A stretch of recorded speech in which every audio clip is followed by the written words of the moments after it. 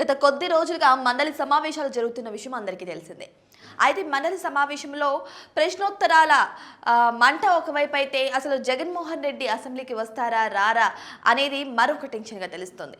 అయితే ఈ విధంగా చూసుకుంటే నిన్న జరిగినటువంటి మండలి సమావేశంలో ప్రశ్నోత్తరాలు రసాబసగా జరిగినట్లు, నిజంగానే సభలో మంటలు పుట్టించినట్టు జరుగుతున్నాయి.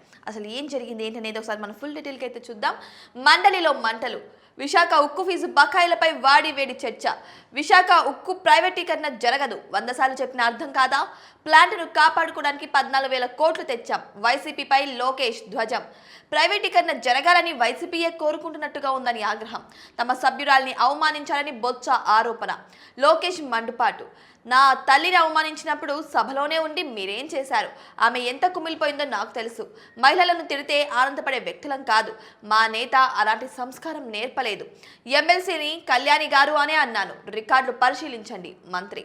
ఫీజు బకాయిలపై చర్చకు సిద్ధమా అంటూ వైసీపీకి సవాల్ విసిరారు. అయితే విశాఖ ఉక్కు కర్మాగారం ప్రైవేటీకరణ అంశంపై మంగళవారం శాసన మండలి అట్టుడికింది.